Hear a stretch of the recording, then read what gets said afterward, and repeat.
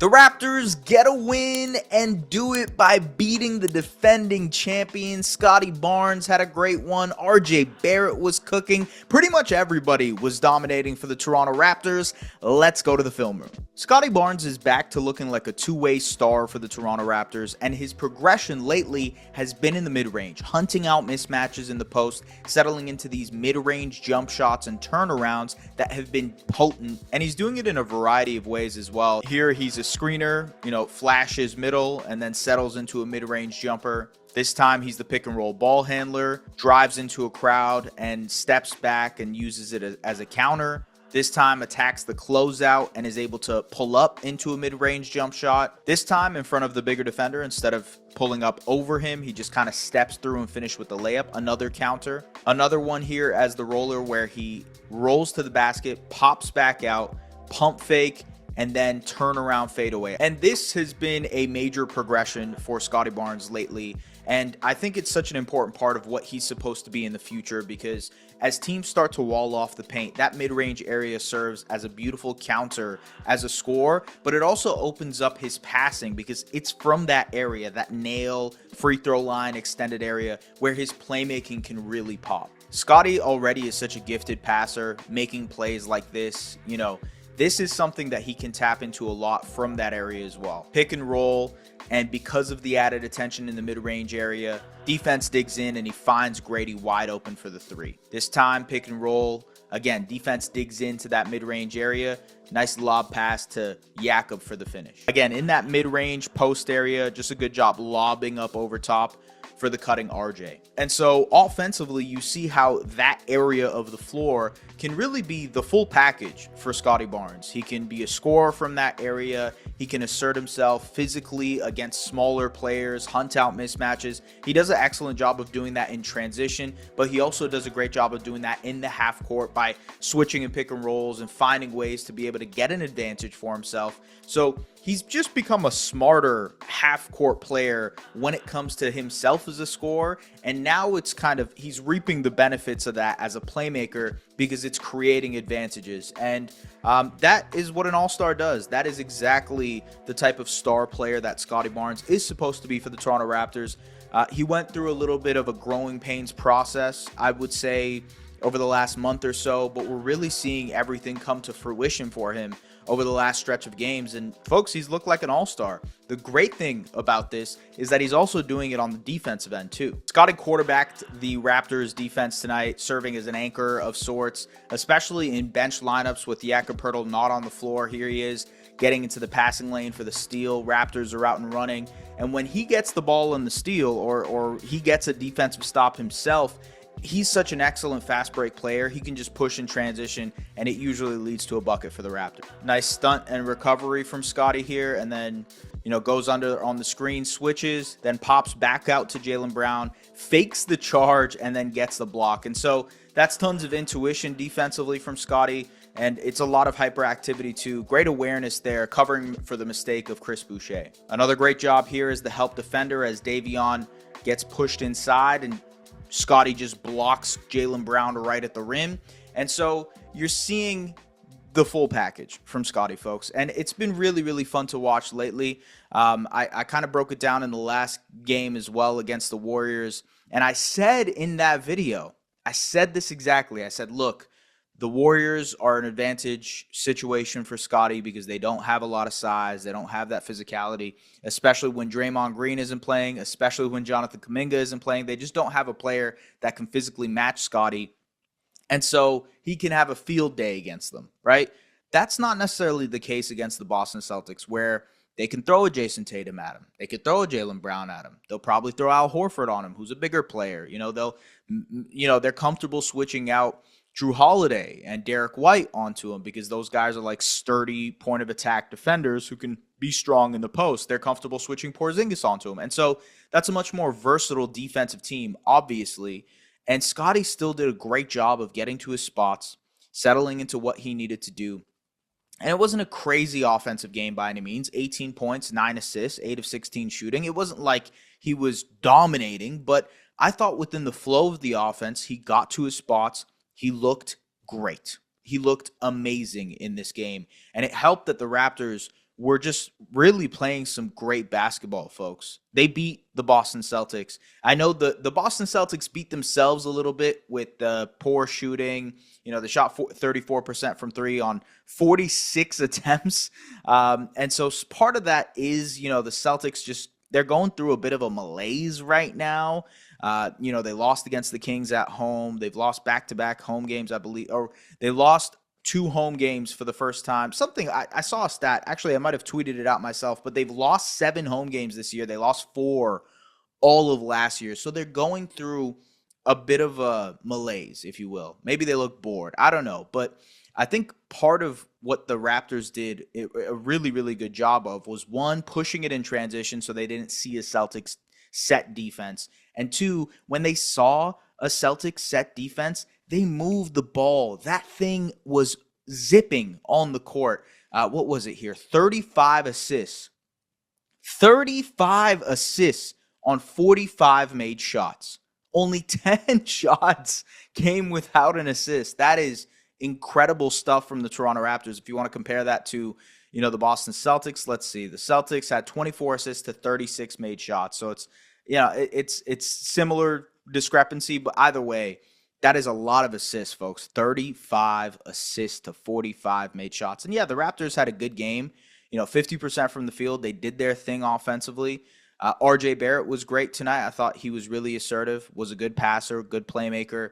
Overall, everybody was really, really good tonight. And I think that was a combination of the ball moving a lot, Scottie getting into his bag, Scottie being able to have a runway, especially with Porzingis playing a lot of drops. Scottie was able to kind of get downhill more often, get into that mid-range area easily.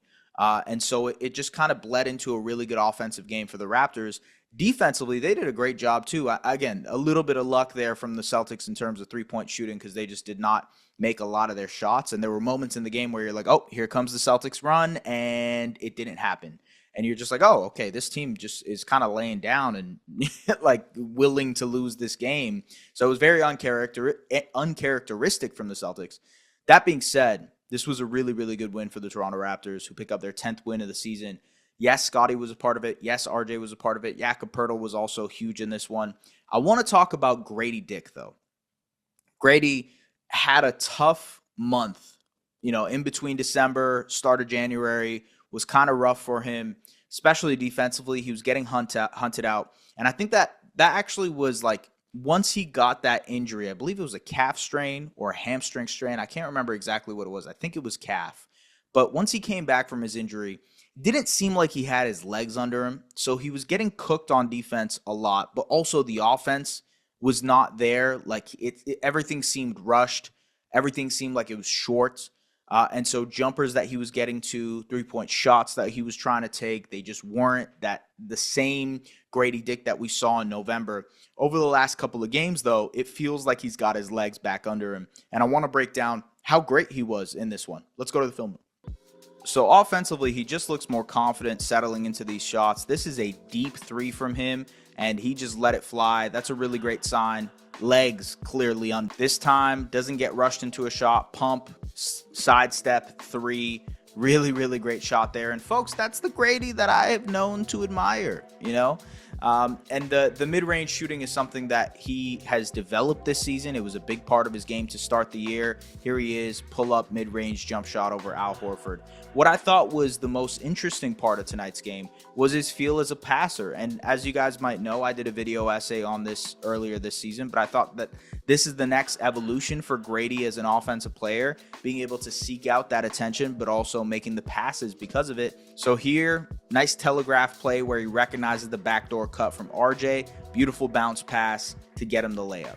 RJ and Gradey had a few connections tonight. Here, pump, drive, seeks the attention, beautiful dump off pass to RJ. This time in a pick and roll situation in transition, nice little bounce pass to RJ, great seal by Jakob, and he finishes through. And so Gradey, I thought, had a really, really good game in this one. I thought he was confident in what he was doing, didn't seem rushed, didn't seem out of rhythm. And this is now the second game in a row, or third game in a row maybe, where he's felt like that, where he's felt like, oh, this guy is starting to figure things out. And in the figure things out realm, the starters are starting to figure things out. I know Emmanuel Quickley is not playing in this game, but I want to credit Davion Mitchell, who has been awesome. He led the team in plus minus tonight. He was a plus 16, had 10 points, 4 rebounds, 5 assists, did his thing.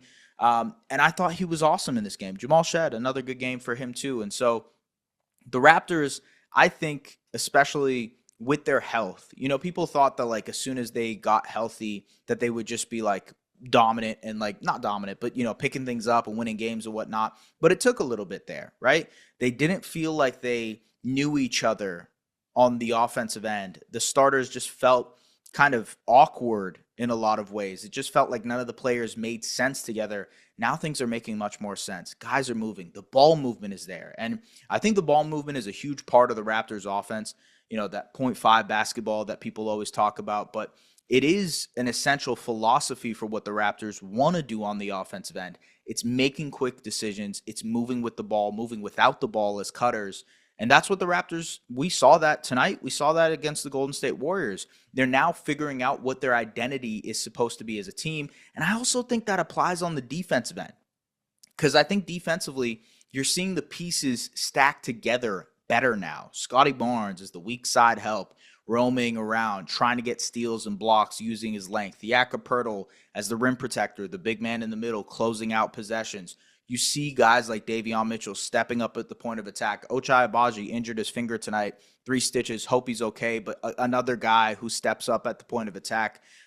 Jamal Shed competing on that end. Yes, RJ Barrett and Gradey Dick will make mistakes. Yes, Chris Boucher and Kelly Olynyk will make mistakes, but I think the other players are figuring out those tendencies and they're sort of cleaning up those messes, which has made this Raptors team look much better defensively.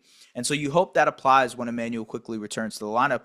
And yes, there will probably be a growing pains process once Quick comes back too, because I think there is a little bit more of a cohesion to a Davion or Jamal Shed starting, because they don't require any sort of offensive. They don't require touches offensively. Like Quick needs touches, Quick needs shots, Quick needs buckets, Quick needs to be involved in the offense. One, because he's a really important part of what they're trying to build, and two, because he's such a great shooter.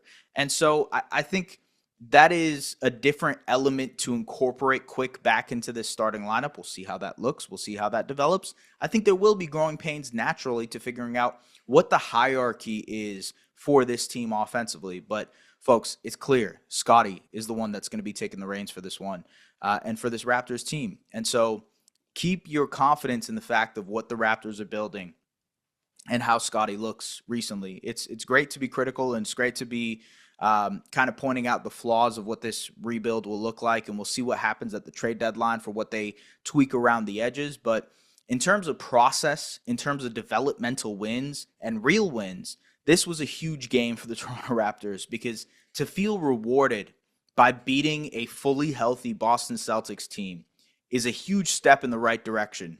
You saw Scottie Barnes yet have this massive scream at the end of the game, because it means a lot for this team to try and win. They have not played good basketball over the last couple of months, and it's shown in their body language. I hate to be a body language doctor. I actually don't want to even get into that, but you can tell from the vibes of the team and the way that things were going that like they were kind of questioning if the process was working here. And so for them to pick up these wins is a massive part of believing in the development, believing in what's happening.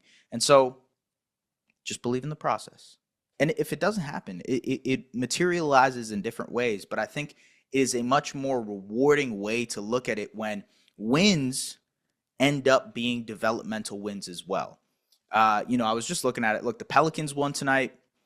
The Pelicans, and I forget another team, I think it was Utah. They're all tied for 10 wins, right? So this wasn't like it's a dire situation lottery odds wise. Winning these games is good for this team. They are not at the point where they have to game the system for losses and whatnot. Like, they are naturally going to have top 5, top 6 lottery odds. Let this team try and develop. Let this team try to figure things out. And if that means a couple of random wins here against the Celtics and the Warriors and whatnot, then so be it. But it is part of the process of figuring out what these guys will look like as a collective. That's a win against the Boston Celtics. Folks, this was awesome. It was much better to talk about the process versus the grueling nature of losses and 16 out of 17 losses and whatnot. This was much better to do, to be honest with you. So, folks, as always, like, comment, subscribe, do the things you guys usually do to make sure this gets out to the public. Appreciate you guys as always. And appreciate your support. Thank you so much for tapping into Raptors Republic as always. Thank you so much for supporting Cody and his Ulrich Shamshay video essay. Very, very great work from some of these Raptors Republic folks. As always, thank you very much. See you guys later. Bye-bye.